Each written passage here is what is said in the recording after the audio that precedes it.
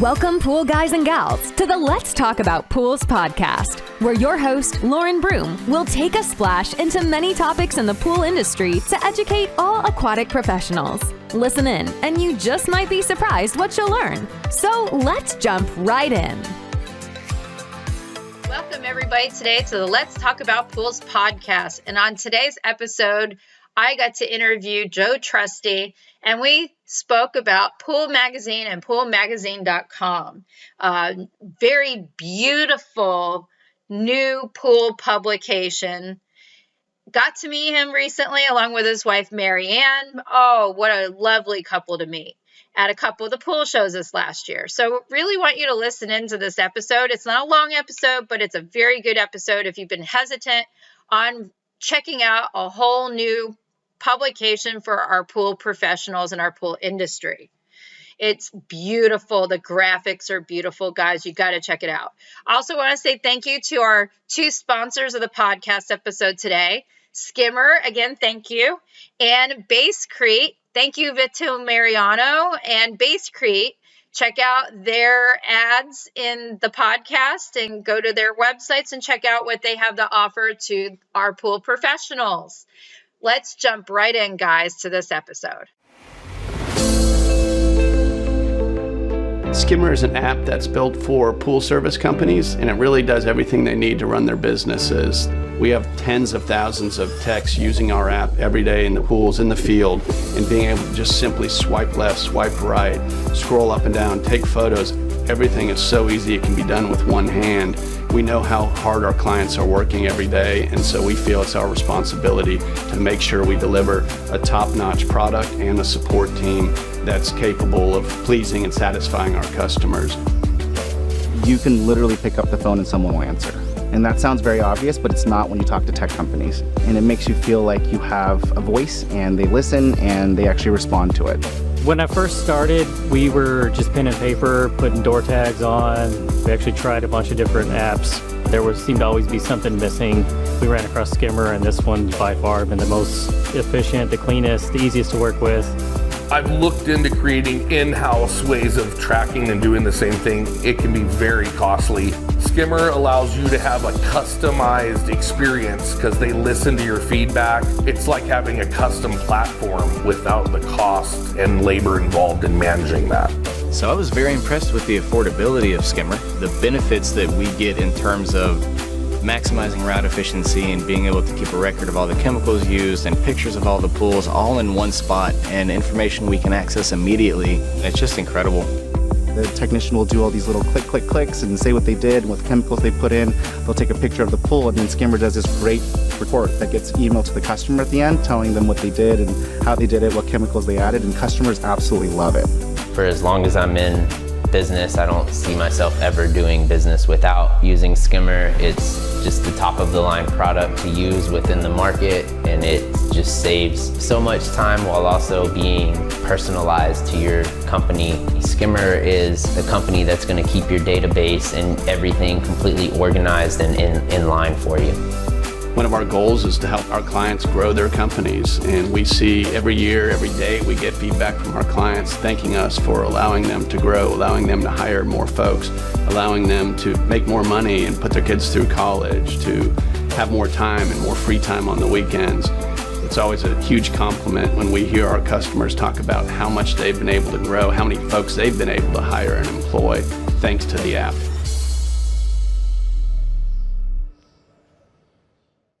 Welcome to the Let's Talk About Pools podcast today. And my special podcast guest today is Joe Trusty. He's the owner of poolmagazine.com. Welcome, Joe. How are you? I'm great, Lauren. Thanks for having me.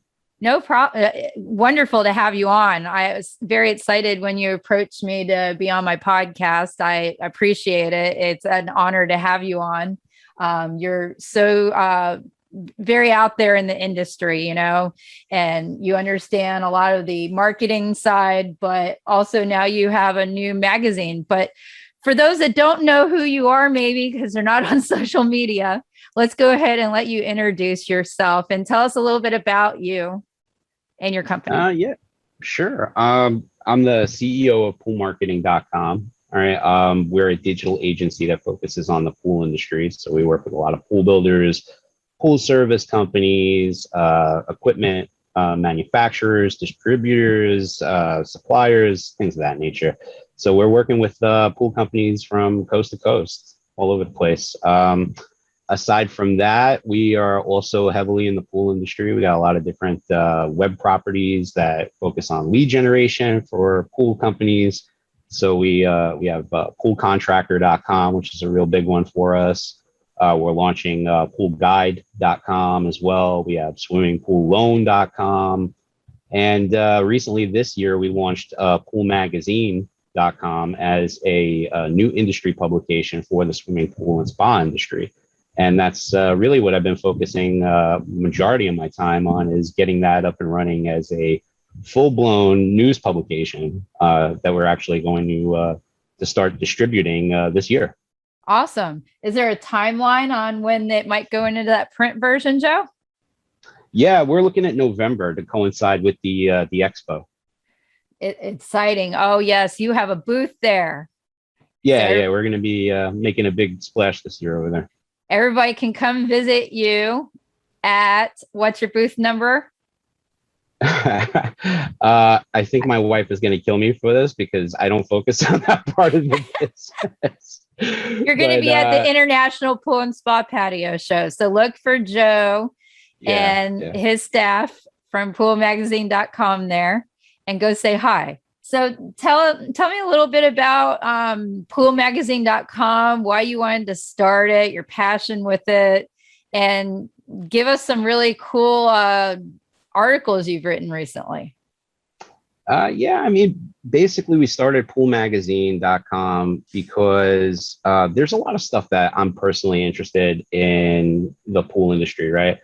And I was kind of looking for, articles that are really like current and what's going on and things like that.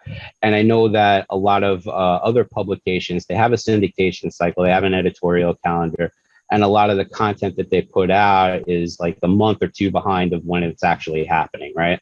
So I said, hey, there's really an opportunity in the space, all right, to kind of be like the TMZ of the pool industry, all right, and really be like first and foremost and fresh with like new content as it's happening.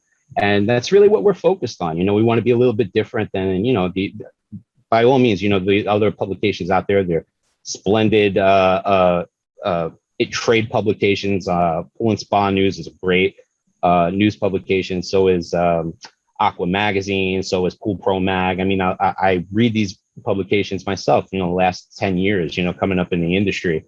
What I was focused on was just something new, something fresh that the industry hadn't seen before, Yeah, it's always nice to have something to read, a different spin or take on some of the articles. And I feel like I see that when I've been reading your articles on there. So tell me some of the articles that you've written that's gotten like the most discussion. One of the ones that we did recently it had to do with the collapse of the Champlain Towers in Miami, and there was a lot of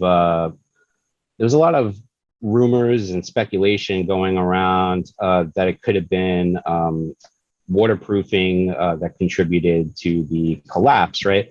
So what I did was I reached out to one of the waterproofing experts in the pool industry. He's on the panel at Genesis. He's an advisor with PHTA.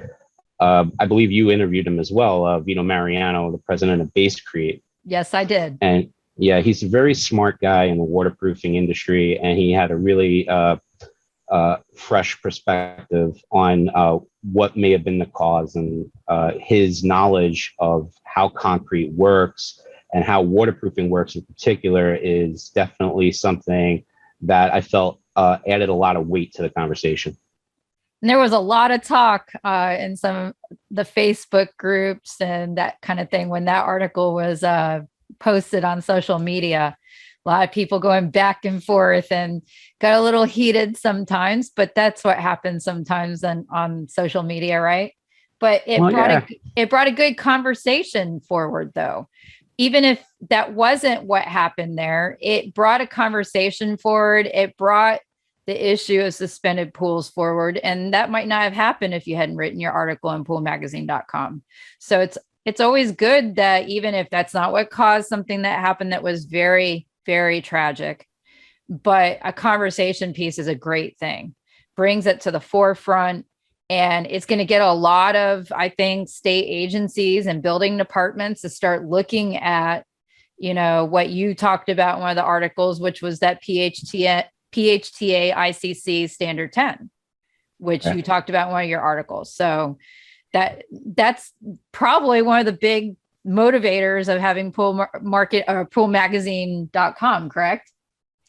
Yeah, I mean, it does give me an opportunity to espouse my thoughts and feelings and editorials on a variety of different subjects. But one thing was for sure. I mean, there was a lot of pushback from the pool industry in particular. Guys don't want to draw any. There's a lot of negative connotations with news. People want to stay away from drowning. They want to stay away from anything that could have been pool related as far as injuries or anything like that. And I get that. I mean, I'm a big proponent for the industry too. Nobody wants to see the industry catch a black eye. All right. The reason behind this is to make people aware that, hey, if there's a problem, all right, that people aren't aware of, and we have an opportunity to address it and fix it now, let's do it now. All right. And not wait 8 years until there's a forensic analysis. I think that's really, what guys like industry leaders like Dave Penton were getting at, is that we have the opportunity to use this as a teaching moment at this moment in time. Let's capitalize on that, not wait for it to go by the wayside, Yep. And I think it's great that poolmagazine.com was that conversation starting piece on this, just one topic. It could be lots of other articles you're going to write that you just wrote one recently that was just posted, I think this week, about the public pools and the chemical shortage. And being that that's my past life, being with public pools for 17 years and in that regulatory side, I thought along the same lines months ago. I even led me to email the person up in Tallahassee, but I didn't get an answer back as to, with chemical shortages, what do public pools do if they're required to use their feeder? They can't hand feed, and they're not supposed to switch things around. Whatever the feeder uses is what they're supposed to be doing for the majority of their disinfection. So again, another talking piece there. And that, yes, some of these pools will close if they can't maintain what their regulatory agency is going to say they have to maintain. So see that. And one of those things was that I did not talk about in that article. Definitely was that most of these companies that manage these pools, all right, they're on a fixed rate per year, all right, that's established well before the swim season starts, all right. So when a problem like a chlorine shortage comes up, all right, that just throws budgets way out of whack, all right. And because there's such a bureaucratic process in these public pools, all right, that their first inclination is, hey, we don't have the money, we can't get the funds, we have to close, all right. And when these public pools close down, the problem is that a lot of times they close down and then they never reopen again. All right. And that's the problem that we've been seeing in public pools probably for like the last 20 years, is that these public pools are just not coming back online. And we're losing public pools every year in this country. Well, and a lot of them are run by local government. They're government funded. And if you can never say that they're able to sustain themselves through their attendance when, you pay so much to get in to go to that public pool. It's never enough. And if they raise the fee, then people are going to stop going. So that's not the answer. It's always covered by tax dollars to be able to maintain a lot of these pools. And so if that doesn't work or the taxpayers get angry, then their answer is close the pool. But one of the things we do lose, and I'm thinking you're going to agree with this, Joe, is we lose a lot of our swimming lessons that are affordable to the community. Yeah. And then that's a whole different topic that you start talking about drowning prevention and how important that is. That's a major big discussion point there. I mean, because a lot of inner city youth and minorities, they count on these pools as a means to learn how to swim. And when you take a look at the disparity between, people who drown at under 15 years old, I mean, the majority of those kids are dependent on these pools to learn how to swim. And it's a lifesaver for them, Yep. I know people worry about the tax dollars, but it's also if your child gets to have the ability to have a local pool that they can learn how to swim. So see another conversation piece that we're even having right now. And that's all thanks to poolmagazine.com, right? Yeah, So, definitely. Anything else exciting with poolmagazine.com? We just launched a new app. It's available in the Google Play and on Apple as well. It's got a ton of great features in there, so you can catch all the latest articles that have been posted in Pool Magazine. Plus, we also syndicate all of the thought leaders in the pool industry. All right, so if you have a blog or you have a website where you post articles and things like that, and you're looking for syndication to get your stuff out in front of the pool industry, Pool Magazine is the place to do that. I mean, basically, it is a hub for everything in the pool industry, that all the thought leaders, all the bloggers, all the podcasters, it's a place to find everything all in one spot. Awesome. Yeah, I've been on it, and it's basically got all the different feeds that all the main people that if you know the names, you're going to go, yep, I know who that is. And you can pick and choose who you want to kind of follow on there and get their articles and stuff like that. And, you have certain people you like their style of writing, their articles, easy to read, and you just want to, it gives us one place to go. That's awesome. It's a nice little hub that holds everything together, right? Yeah. And we're gonna start printing it out this year. Like I said, we brought on Carol Gelati from Luxury Pools and Outdoor Living.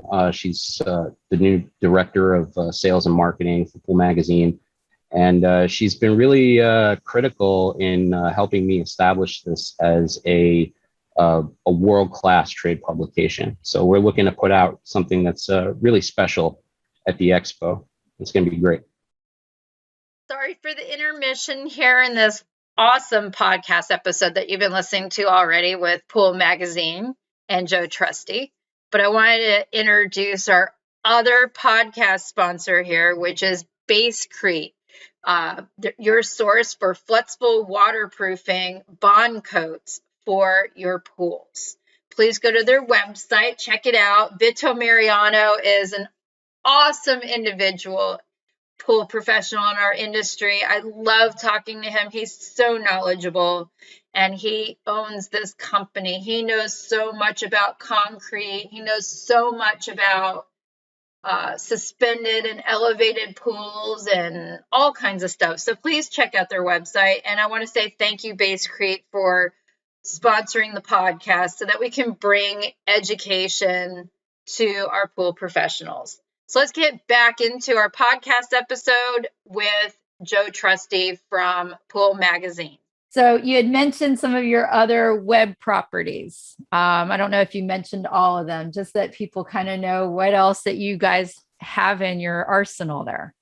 Yeah, so like we're a marketing company. Okay, so we're a little bit different than a lot of the other pool digital agencies out there. People who focus on servicing people in the pool industry. We've built up a network of different websites that all point to each other and are all kind of interconnected. Okay, so poolcontractor.com is one that I focus on for lead generation. Right, it's specifically it's able to rate, review, and rank pool builders just like Angie's List or House or BuildZoom or one of those kind of websites, right? So pretty much you can go in there and you can create a free listing for your pool company, okay? And if you want to advertise it and pay a monthly fee, all right, you can become a featured builder or a featured service company in your market, okay? And you'll get the lion's share of leads that come in for people searching for a pool contractor in your area. We've built these kind of networks, all right, to be able to sustain a marketing platform for pool companies, okay? So pretty much if you roll with poolmarketing.com, you're getting a lot of exposure. You're getting exposure on Pool Magazine, you're getting exposure on poolcontractor.com, poolguide.com.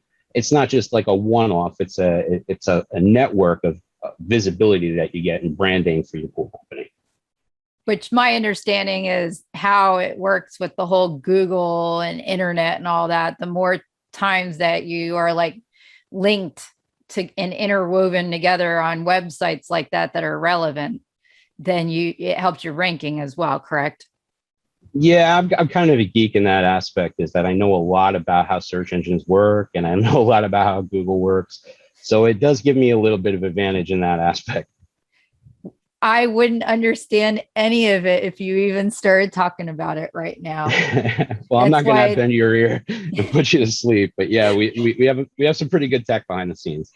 It's complicated, and all that stuff changes all the time, like how the internet and how it searches and Google AdWords and the whole 9 yards. So having somebody who understands it to help bring in your business for you, it's so worthwhile. I tried managing my own Google AdWords and I screwed it up royally. Yeah, there's a science behind it for sure. You know? Yes. We're really good at it. I mean, prior to my life at Pool Magazine and starting pool marketing, I worked for one of the largest pool builders in the world, you know? So I ran marketing and IT for Premier Pools and Spas franchise, probably the last 6 years before I started up my own endeavor.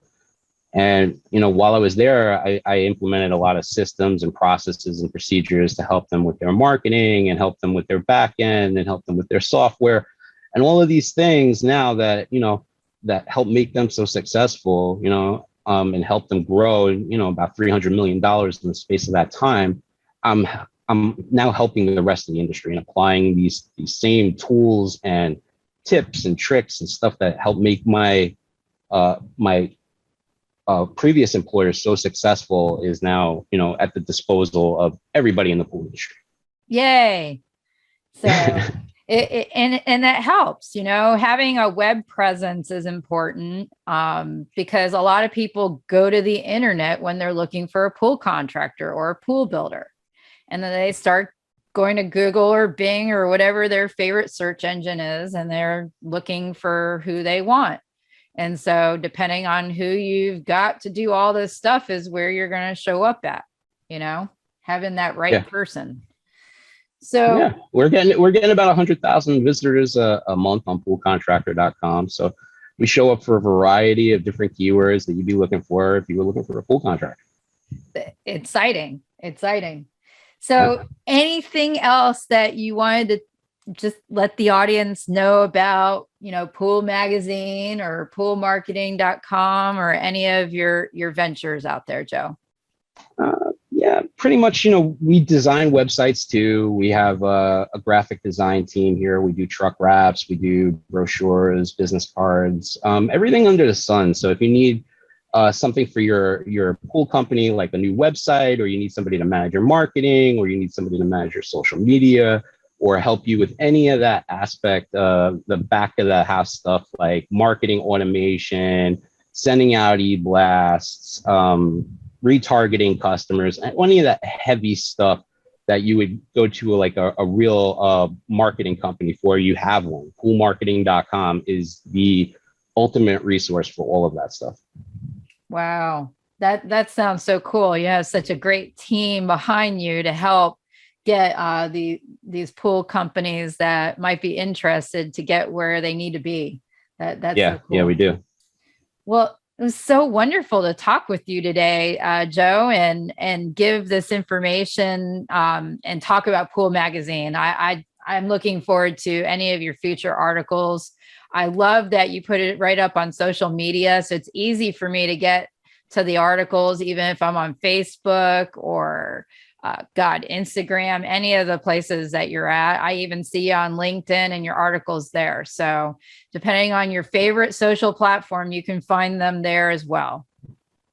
Thank you, Lauren. We appreciate you having us on the show today. I really I enjoy your podcast as well. And I love what you're doing for the pool industry. We're big supporters of what you do. And I immensely enjoy the interactions that you have with some of the same people that I'm talking to, because these guys are really smart guys, you know? Exactly. It just depends on which question you ask and which podcast they're on. But Yeah. it's been a pleasure having you on. And when you contacted me, I was really excited to have you on. Just different type of guests to interview. And so it's been a pleasure. Thank you so much. Well, likewise. We'll have to have you on our podcast pretty soon, Laura. Thanks. Thank you. Thanks for diving in today with the Let's Talk About Pools podcast. Be sure to follow us on our YouTube channel or our Facebook page. And feel free to rate, subscribe, and leave a review wherever you listen to your podcasts so more aquatic professionals like you can learn about the show. We appreciate it, and we'll catch you in the next episode of the Let's Talk About Pools podcast.